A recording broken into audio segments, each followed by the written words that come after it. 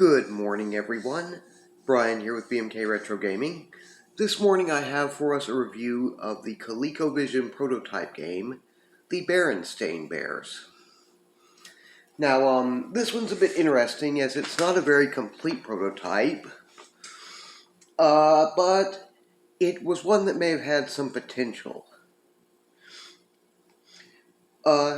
You see, back in the day, the Berenstain Bears was one of those franchises, I'm not sure how long they existed before I started becoming familiar with them, say, in the early to mid-1980s, but by then they were already present in the Golden books and other little book series. Somewhere between that time period, I think mid-80s to early 90s or somewhere in there, they even had their own little animated cartoon TV series, which is probably how I personally became just about as familiar with them as with the books, though I was and still am a prolific reader. So this one probably would have been a good idea to go forward with. It's a franchise that a lot of kids, for what they were thinking of making with the game, would have been somewhat familiar with. And it probably would have done well, at least partially on name recognition. Anyway, there was a version of this one released separately on the Atari VCS 2600.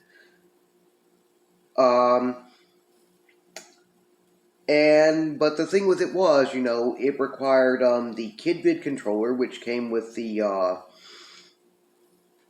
other game from the company, Smurf Save the Day, along with 3 audio cassette tapes to play it, along with your joystick. And so it's one I haven't even been able to find a YouTube video where anybody's got gameplay on it yet. That's probably about how that didn't go as well. In that one, basically, you're Brother Bear riding his unicycle, and it's an educational game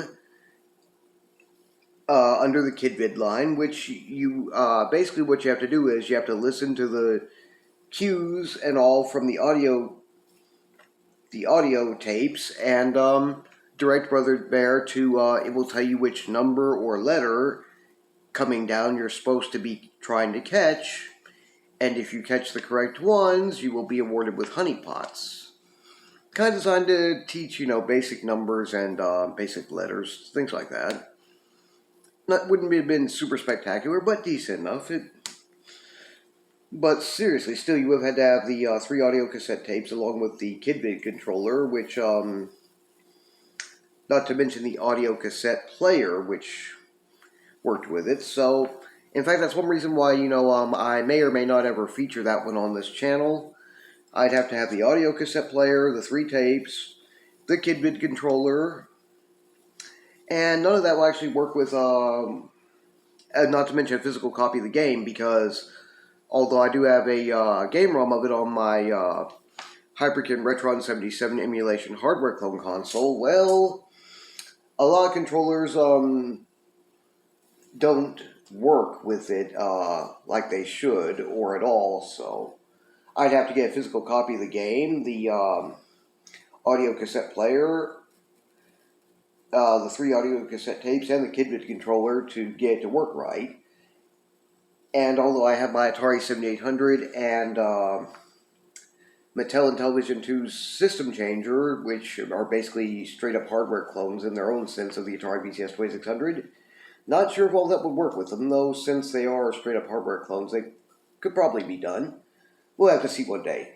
Anyway, that's kind of how the basis of this game came down. That one was released, by the way. That one wasn't a prototype. But the one that was for the ColecoVision is from 1984 and was under development by CBS Electronics to be published by Coleco Industries Incorporated, but didn't really go through. And I'm guessing from what we have it all, it would have been pretty much the same concept. Brother Bear is supposed to be trying to catch the proper letters and numbers and all. And it would have required the what's called the KidVid voice module.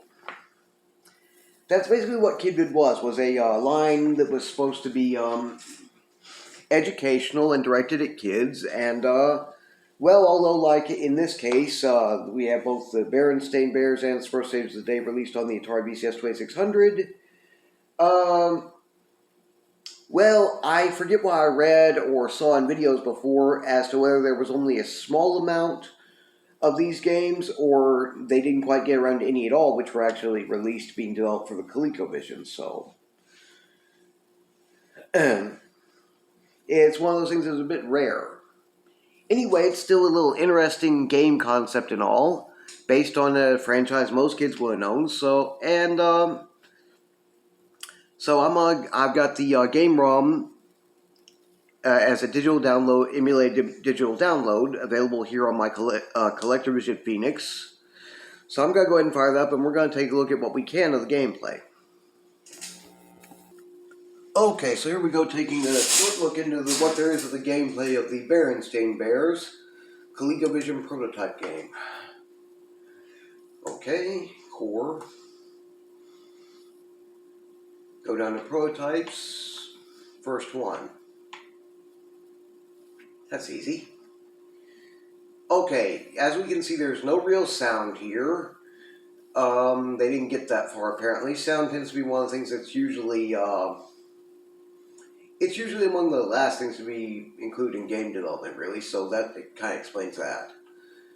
What we have, what appears to be Brother Bear on his unicycle, which he usually would have worn a red shirt with blue pants, but what we get here is probably a product somewhat of the ColecoVision's color palette. Either that or they just hadn't tried to change it yet. We also have what looks like the Berenstain Bears household and some surrounding area in the background. And he's just riding along. The only control I really have over this one is I can press the number 1 button on my Coleco Atom controller's keypad to make him stop briefly.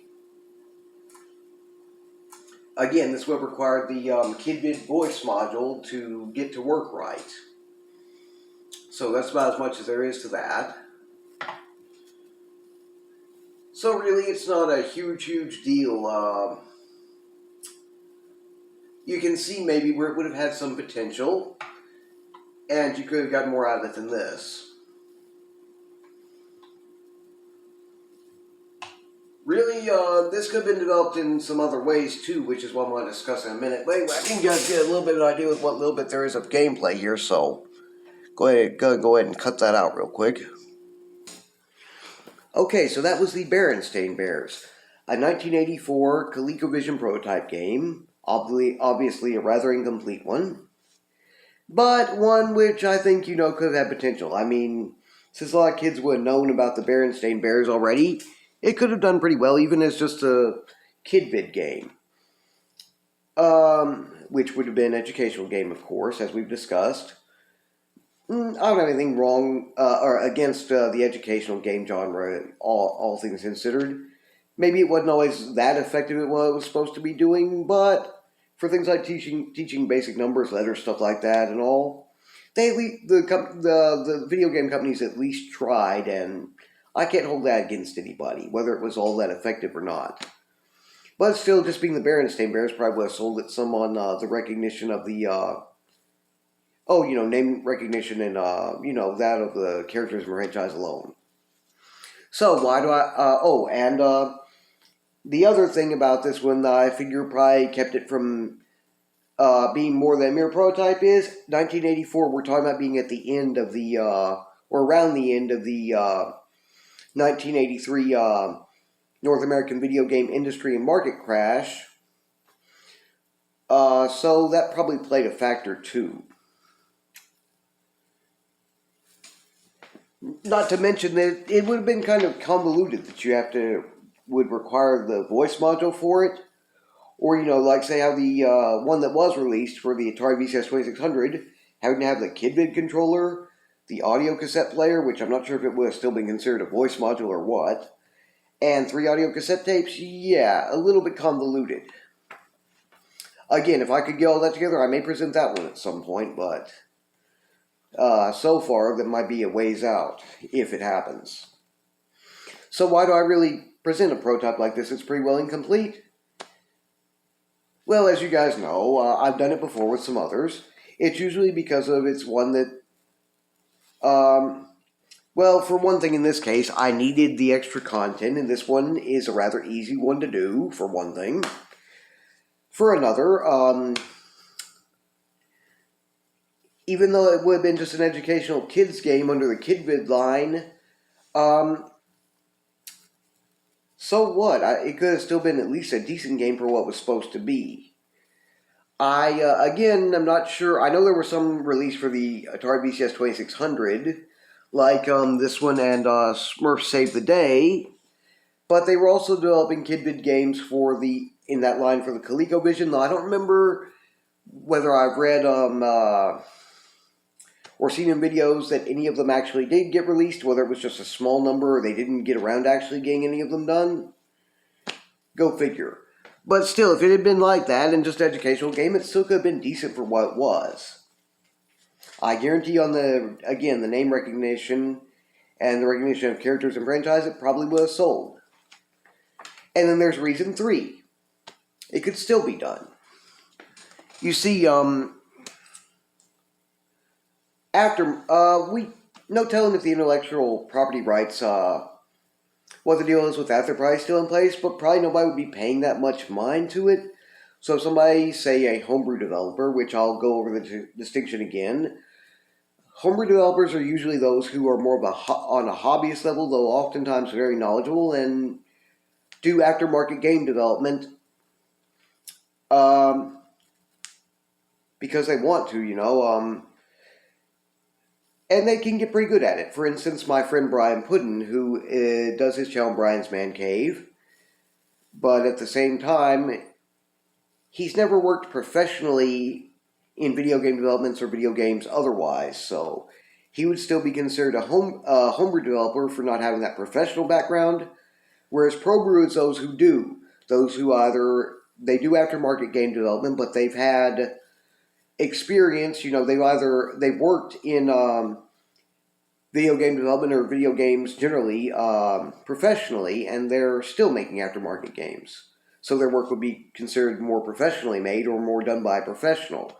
For instance, my friend William, who has 8-Bit Vanilla Games, he has worked professionally before in video game development or video games, and also has 25 years experience doing, about 25 years experience doing 8-Bit Vanilla Games, and, or if not that, doing video game development overall. So he would be considered a ProBrew developer because he does it on a level as a professional.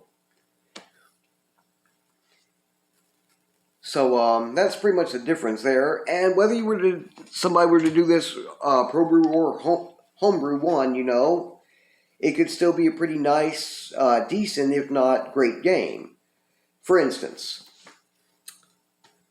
I'd say, if somebody were to decide to pick that up and try to do that, I wouldn't go with the KidVid stuff because that would probably be convoluted enough as to not really be so workable. But you could do kind of like they were planned to in a way. Take Brother Bear, take it where he's riding his unicycle and has to go through the Berenstain Bears world, encountering other characters from their franchise, if just briefly, and collecting honeypots along the way while avoiding obstacles. Maybe make it something similar to like BC's Quest for Tires or the sequel Grog's Revenge. Or I'll do you one better, since the franchise had 4 main characters, Papa Bear, Mama Bear, Brother Bear, and Sister Bear, you could make it into a little bit of a mashup of, 4 games in one. Say, have Brother Bear do like I suggested. Then Sister Bear, you could have, she always loved to jump rope, so you could have her go around collecting honeypots and encountering characters, something like that, while she's jump roping. Mama Bear was usually the household type, so maybe you could put her in a kitchen or household themed setting, doing what she has to do to collect honeypots. And then Papa Bear, he always loved to work outside, as a handyman type and doing gardening. So you could have him doing some of that, which would be where he'd be rewarded with honeypots. And then, it'd be 4 little mini games in one, making up the whole game. And that could be good if, that could be decent, if not excellent. And again, based on recognition of the name, franchise, and characters alone, you'd probably get gamers' attention. Not to mention whether we're talking about for the ColecoVision or any other system that's classic retro by now, we can always use more games. And well, at this point, there's no more original libraries, so as it goes, aftermarket is what you have. So yeah, that's my last reason is, okay, my 3 reasons. Need content. Shame that this one wasn't released as planned, and I think it would have been okay, at least for what was supposed to have been. And finally, you could still release a Berenstain Bears game and use this prototype, what there's in this prototype game, as kind of a guide to doing the rest of the development, or at least, as a template for getting it started. So that's why I decided to present this one, despite it not being very playable. Anyway, unfortunately, I don't have any preferred YouTubers who had any videos on this, or I think I found like one other that's not among them, and it's way shorter than what I just present here. But of course, I'm going to sit there and make the arguments on why I am doing it. Excuse me, hiccups. So I don't have any recommendations and links on that one. I do, however, have a recommendation and link for where you can find, even though the game isn't very playable, you can find a digital download of the game ROM. I don't know where you would look for that. I couldn't find one, even though the person who put together this collection for me found it somewhere, so I'm sure it's out there if somebody wants to look just for the heck of it. I'm pretty sure this was not released technically to even say a reproduction cartridge. I'd be surprised. Didn't find any evidence of that. It's just too incomplete. The one recommendation link I do have is for ColecoVisionAddict.com, which they don't really have a whole lot that they go over on this, but if you want to read up a little bit more on what there is to know about it, they do go over a little bit of it. So I'll leave the recommendation link for that one for you guys. Big shoutouts to my ColecoVision and Atom Fanatics Facebook group, and to my ColecoVision World Facebook group. Love you guys in both of those, and hopefully this video upload won't take too long, and you'll be getting it before too long goes by. It's been pretty nice here, so I don't think it'll take too long, so long as I get a good signal out there. Anyway, go ahead and keep you guys' eyes peeled for the announcement post for what the upcoming Atari 5200 original library game review is going to be. I haven't quite picked one out yet, but I'm getting ready to, so that post should be up on my YouTube channel's feed, and if you follow me on my Facebook and Twitter, the feed's there sometime later today. As I'm pretty sure I'm gonna have it picked out before too long, so keep your eyes peeled on my feeds for that. And in the meantime, if you enjoy this channel's content, please don't hesitate to like, share, and subscribe. And please leave any recommendations. Please leave any questions, comments, or suggestions you have down in the comment section below. You guys take care. Have a wonderful Sunday, and hopefully... Oh, and by the way, happy Memorial Day weekend, and in advance, happy Memorial Day tomorrow. A big thank you to all the veterans that we have out there that I know of, including my friends Mr. Postile, Patrick B. Henry, and all who have given service. We should all be thankful. I don't care, I've heard some make the argument, but I don't care if you actually served, and were involved in a war or conflict. Like, say, my uncle. He was sent to Panama while they were working on the Panama Canal project. Another uncle of mine was sent over to Korea as things were cooling down from the Korean War conflict. Doesn't matter if you actually were in a war zone and fought or not. If you put on that uniform and did any service whatsoever with the United States military to protect freedom and democracy for us here and to try to make sure that's the way of the world, then yes. Happy Memorial Day in advance, and thank you all. Again, hopefully, You guys have a wonderful Sunday, and hopefully I will see everyone back here again this coming Wednesday.